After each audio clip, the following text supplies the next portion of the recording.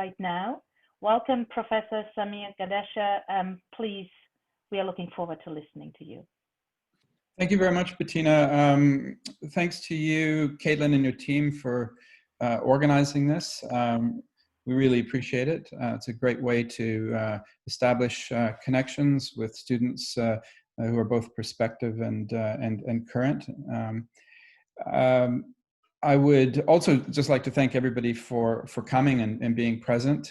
It is a beautiful day outside, and for people to take time to attend this lecture is something I'm most grateful for. I would also like to acknowledge that I'm on the territories of the Coast Salish peoples, the Squamish, Musqueam, and Tsleil-Waututh nations. I think this is an especially important thing to recognize for two reasons. The first is it has a very substantive relation to the lecture that I'm going to do, insofar as 20th century fascism was in part deeply impacted and influenced by the colonial vision of Europe and the colonial practices of Europe in the 18th and 19th centuries. And in particular, the kind of journey out west, the trek out west in the US Republic in the 19th century influenced Adolf Hitler's view of the Lebensraum, the living space to the east. So there's a connection there. But more recently, of course, there's been a very intense discussion about ongoing systemic racism in institutions like the RCMP, which has historically played such a key role in settler colonialism here. So these are things we really need to think about and really take action on when we can. So what I'd like to do today is really pose this question. As you can see, the lecture's title is articulated in the form of a question: is Donald Trump a fascist? And one of the things that is motivating the question is the fact that I'll be teaching a course, Humanities 320, which will address the philosophy of fascism, so the intellectual roots of fascism. And I'll look at not just philosophical texts, but literary texts and film and artworks to think about how fascism emerged, what kind of intellectual sources it had, and what its role is today in the present. I just finished editing a book, which you see up on the screen, called Spectres of Fascism, and that's a book that really tries to look at the historical and theoretical and international discussions of fascism today. So that's really one of the kind of motivating factors of my wanting to talk about this question. Is Donald Trump a fascist? I think that the survey has been put to you. I would be very interested to know what you think, and we'll maybe go back at the end of the day, or the end of the lecture, to see what you guys think about that. Now, I just want to pull up a clip here to sort of frame the discussion, which is, you have to bear with me. I haven't done a lot of Zoom lectures, but I'm going to now just play a clip from the news, I think Huffington Post. Samir, we will have perhaps to wait until the poll is done. Flirtation with fascism in this country. These are the sort of appeals that because we don't see the screen right now. Okay. Fascism.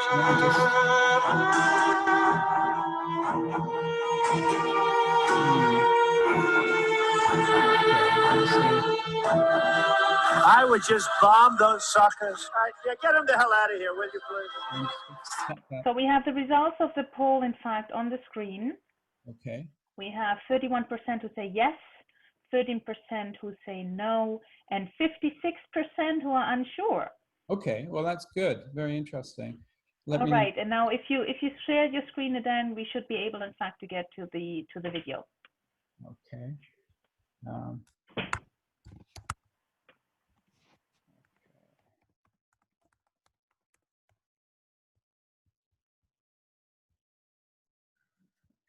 Just get there in a second. Huffington Post, there we go. Now I'm going to just... Fascist. Can you see this? People like to use the word to describe any politician they don't like on both sides of the aisle. Now, it might seem like an exaggeration to call Trump a fascist. I mean, he's not calling for a genocide or imprisoning his own people without due process. But I want you to reflect for a moment on his words, on his political tactics, on his rhetoric, if you will. Yeah, I'll be right there. Okay. We only had the audio, which is fine. You just have the audio. Okay, Yeah. just we should be able to Let's try again. find this. Okay. I think what I'm going to do. You can't get in shape because you don't have an hour to go do cardio every day. Well, nobody has time for that. I don't do an hour of cardio. I have never done an hour of cardio in the past 5-10 years, and I stay sub 10% body fat year round. Well, you could say, well, I have a couple injuries. Okay. What I think I'll do is I'm going to skip the clip and go straight to my my presentation from here, and I'll just explain to you what the clip was about. So what I had tried to line up was a clip from the Huffington Post, which goes into all the different reasons why we might want to think that Donald Trump is a fascist. And I think this is a really important lesson about why fields like the humanities are important, why disciplines like political science and sociology and history are important. And that is because while the media will take an idea like fascism and put it together with something like what they think Donald Trump's own policy positions may be, his own rhetoric might look like, his own gestures and so on, and come to some conclusions about whether or not he can be considered a fascist. There's often a lack of rigor in these discussions, and this is one thing that we try to provide in terms of how we go about addressing questions of this nature. And the rigor comes through conceptual definition and historical contextualization. So what I'd like to do in my lecture is to talk about fascism as a political ideology. And in order to do that, I need to talk about other related and competing ideologies. So I want to spend just a little bit of time making some conceptual distinctions, and then talk about the contemporary discussion of fascism, talk about things like, neo-fascism. There's even a concept by a historian called Enzo Traverso, post-fascism, and then there's, of course, authoritarianism. So once we go through that series of steps, we're in a better position to actually answer the question with a bit more rigor and with a bit more insight, I hope. And hopefully we'll have a nuanced answer to the question. So I think the best place to start really is in thinking about what liberalism is. Liberalism is essentially the political ideology, and an ideology is a system of political ideas that holds together in a more or less logical and complete way. And it is the ideology of the rising bourgeoisie, a class that has its roots in the free cities of the medieval period and really starts to come into its own in the 16th and 17th centuries. It becomes essentially the capitalist class, and its emphasis is really on freedom. Samir, perhaps you would like to share the screen again with a PowerPoint? Oh, I'm sorry, I didn't. I thought you had seen that. Pardon me. Where did Zoom go? I'm trying to just find my Zoom screen.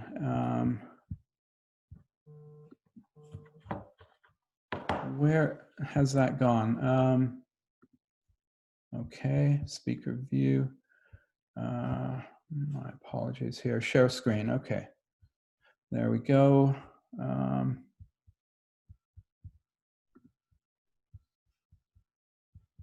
Whiteboard, advanced. Where did it go?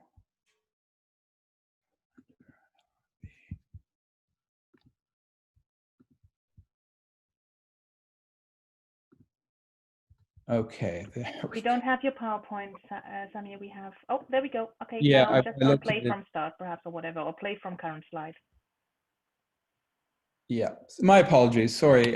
So there's my outline, which I just discussed. I'll be talking about liberalism, conservatism, socialism / communism, and then fascism, and then talk about the contemporary situation.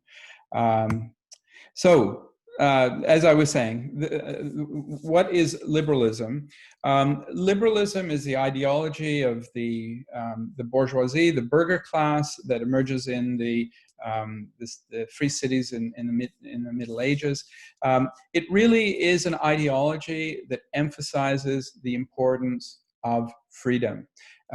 Freedom both in an economic sense, in terms of how we understand, the free market, but it also emphasizes freedom in a political sense, in terms of rights, the rights that citizens have against the state.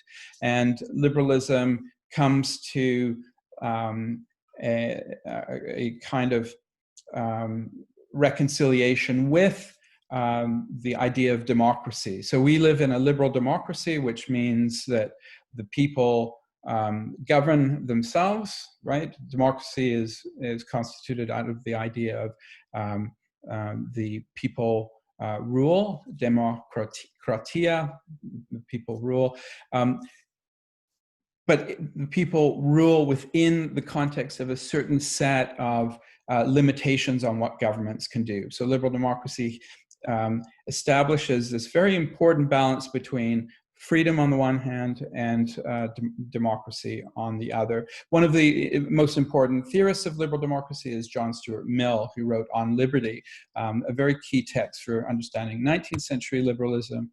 A key liberal thinker from the 20th century is John Rawls, who really tries to theorize justice. So one of his most famous books is The Theory of Justice, in which he articulates a view of justice as fairness.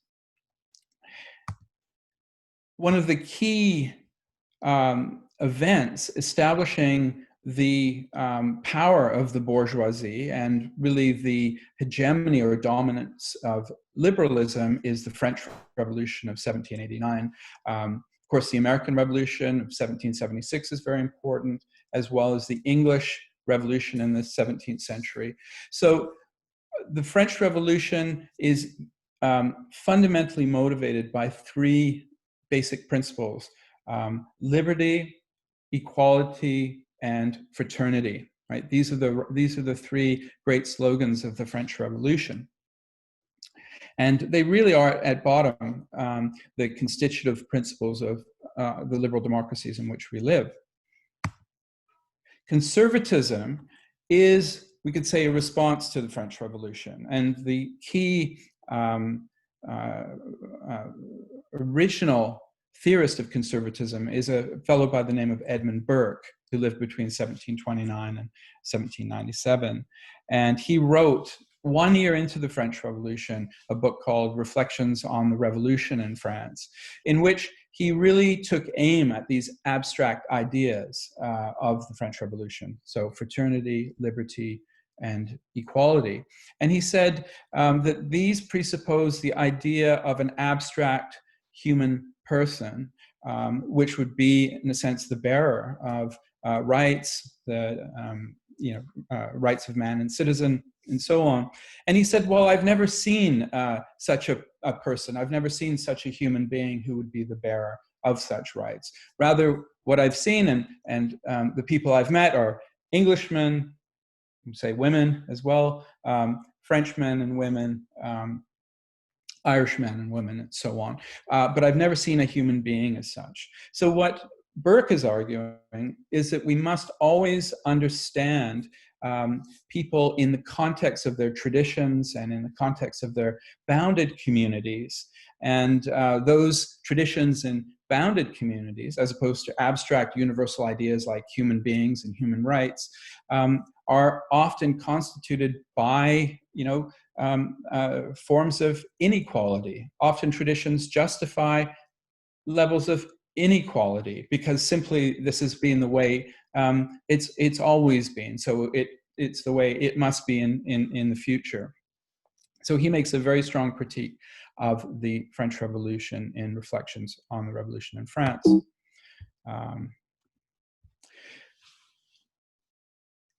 The other really important political ideology that's, in a sense, come back in a very important way in recent years, especially with Bernie Sanders, is the idea of socialism or communism. Now, I want to be clear that, in terms of how I'll discuss and define socialism, Bernie Sanders or Jeremy Corbyn in the United Kingdom can't be seen as socialists in this particular sense. But the language of socialism has come back, particularly amongst young people. There's a real excitement around some of the ideas coming out of this tradition. Socialism is a political ideology of the working class. So if liberalism was the ideology of the rising bourgeoisie in 18th and 19th centuries, socialism, communism, also republicanism, which I won't discuss, come out of the struggles of the proletariat, of the working class. And the basic idea of socialism is equality.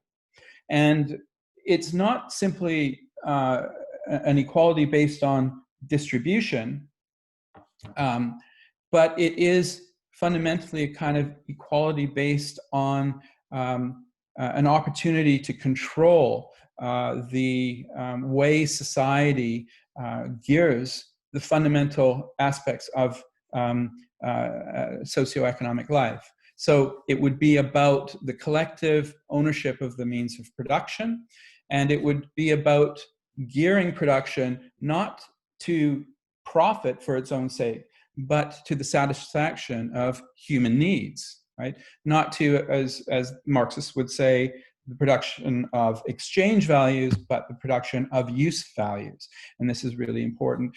Marx and Engels in the Communist Manifesto, which was published in 1848, I've got an image up here, they define a conception of justice which goes something like this. From each according to her ability, to each according to his need. So society itself would be based upon really the attentiveness to human needs. Fascism. Fascism is a political ideology that really has its roots in the 1920s. Now, if we could say, as I just was suggesting, that conservatism is a kind of reaction to liberalism, and conservatism is often thought of as being reactionary insofar as it reacts or responds to something that comes before it, or something that it sees as threatening. Well, we could say that fascism is also a response to, a reaction to the rise and the threat of socialism, the threat of a kind of workers' revolution that would overthrow capitalism. So fascism is that kind of ideology that really tries to stabilize in a time of crisis the social relations of production within capitalism. And so here we have on the left of my screen, Adolf Hitler. There's an image of his book he wrote in the 1920s, Mein Kampf. And then there are two images of what are called fascists, which is essentially bundles of sticks tied together with an axe head at the very top. And this represents what for fascists is a kind of ideal for the state, which is to say the bundling together of capital and labor in the form of political power. So you can see in the very image of the fascists, the idea that the working class no longer has any kind of independence. It can't threaten the existence of the social whole through its potentially revolutionary activity. One way of defining fascism is in terms of a kind of response to a revolution, or it emerges as the basis or on the basis of a failed revolution. And I think this is what happens in the 1930s. You have an economic crisis with the stock market crash in 1929, an ensuing Great Depression, and you have a working class that's very militant and is pushing to have more power and to transform society. There are a series of revolutions that happen after the Russian Revolution in 1917, and this leads to a real sense of crisis. And so the fascism in the form of Mussolini's Italian version of fascism, the original version, and then National Socialism of Adolf Hitler, and then various forms of fascism throughout Europe are attempts to deal with this socioeconomic crisis. So let's move on to sort of contemporary discussions. And before I do, just this last point must be really grasped, and that is, as I said, conservatism is a reaction or response to liberalism. Fascism is a reaction response to socialism. So it has a mass basis. It tries to present itself as a kind of mass organizing ideology, as a rival to the socialism that's emerging and posing a real threat to capitalism. So we have also, people may or may not have seen this film, American History X. This is Edward Norton. He is a kind of neo-fascist. So somebody who looks back very favorably, let's say, to the fascism of the 1920s and 30s and wants to emulate it, which means he wants a violent overthrow of liberal democracy in order to create something like a white ethno-state. Violently racist, violently misogynistic, and absolutely hostile to liberal democracy. So neo-fascism was very influential in the 1970s and 1980s, particularly in Europe and Britain. And we're seeing its emergence again. I mean, there have been discussions around around these very far-right organizations trying to use or thinking about using the pandemic as a way of creating increasing racial tensions and possibly a race war. Now, I think often these things can be sensationalized and exaggerated within the media, but I think there is probably some real truth to this amongst very sort of fringe organizations. More dangerous is this idea of post-fascism, which is to say former neo-fascists who have relinquished the idea of a revolutionary overthrow of the liberal democratic order. What they want to do rather is work within the existing structures of liberal democracy, contest elections, and push the whole policy frame of the state in a further and further rightward direction, right? And so what they want to do is end immigration from non-white countries. They want to talk about repatriation plans for existing immigrants in countries like France. They have a very hard line against refugees, strong borders, etc. Right? And who exemplifies this the best is Marine Le Pen, who's the daughter of the former leader of the Front National, or the National Front. And when she took over the party, she essentially renamed it. And this is very important, right? She renamed the National Front, which really was seen as a neo-fascist organization. She renamed it the National Rally Party. So that just seems a lot more, easygoing and non-threatening. And you can see her image here, right? It's very friendly. She almost looks like a school teacher or an executive. She doesn't look like the leader of a party that has had actual anti-Semitic, racist, fascists within it. So I think this is an important kind of development. I'd like to now just come to some conclusions shortly. But one way of framing the discussion and really framing the question about Trump is to think about how fascism might appear today. And there's a really good definition of fascism by Samir, who is a sociologist and economist working in the field of development and world systems theory. For a long time based in Egypt, but before his death, he was based in Dakar, Senegal.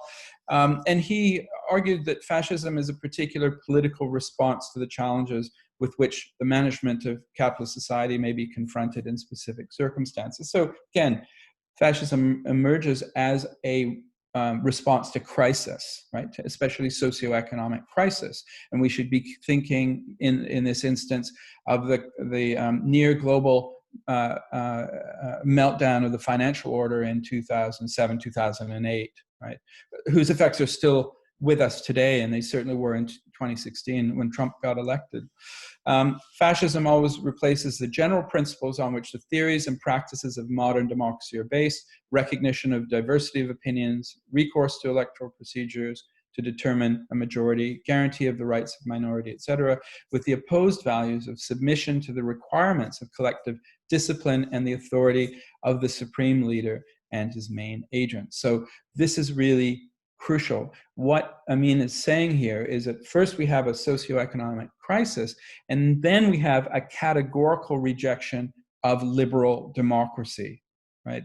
So these are the two key elements of fascism. A third, which he gets into as well, is that there's this requirement of collective discipline and submission to a supreme leader, right? So I think this is a kind of definition that's very helpful, because we can see this not just in the context of the United States and Donald Trump, but there are elements that we can see in India with Narendra Modi. There are elements we can see in Turkey with Erdogan. There are elements we can see in Hungary under Viktor Orban. So I would say, and I, just like to, in a sense, come to some conclusions here. And wrap up, I would say that what comes into play in our consideration of this question isn't just simply one definition, but rather we have to think about the different political ideologies within which fascism is situated and against which it is reacting, and also appropriating elements of other ideologies, right? So fascism is opposed to liberalism fundamentally and liberal democracy. It is the enemy of socialism, but in order to confront socialism, it wants to draw some of its aspects into its own ideology. National Socialism really was the German National Socialist Workers' Party, let's remember, right? There was an attempt to appeal to the workers, but against a sense of internationalism, which had always been part of the socialist tradition, right? So let's think about the workers, but only in the context of our national community. And that excluded Jews, it excluded the Roma people, it excluded all kinds of people. It was based on some myth of Aryan supremacy and so on. It was very also patriarchal and androcentric, very male in focus, right? So we have this constellation of political ideologies within which fascism is situated, but then also I gave a contextual account in a way, right? So we have to think about history, we have to think about socioeconomic crisis. So what kinds of conclusions can we draw? Excuse me. Something just went down the wrong throat, as my daughter used to say. I think we can say that, yes, Trump is a fascist, and no, he is not.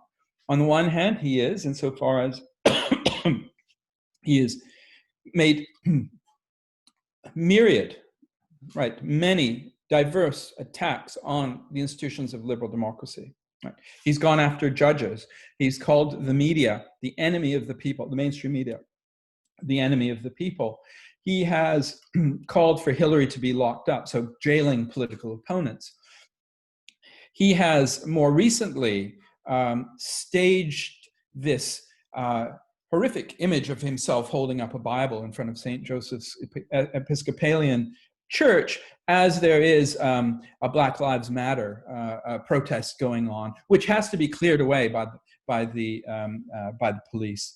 He has sought to bring the military in to quell the disturbances in the United States. But so getting the military involved as a political force. The military has always, in liberal democracies, maintained neutrality and maintained its position outside of the field of politics. So all these different aspects contribute to this categorical rejection of liberal democracy. However, where Trump really fails is that he hasn't managed to create a mass movement that has collective discipline that is, fully unified behind him. His supporters, hardcore, something like 35-36% of the US electorate, don't amount to a mass in this sense. And they are behind Trump for different reasons, not because they believe in some ideology of a master race. Right?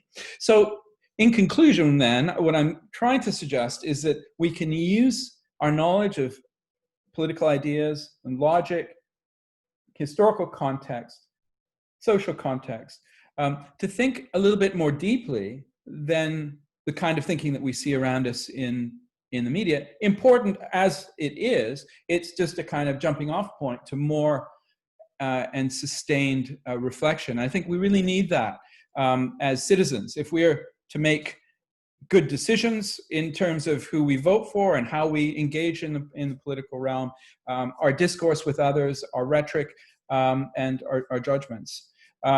So let me apologize first for the kind of blips at the beginning of the lecture, but thanks for staying with me, and I really look forward to having a good discussion and having meaty questions to sink my teeth into.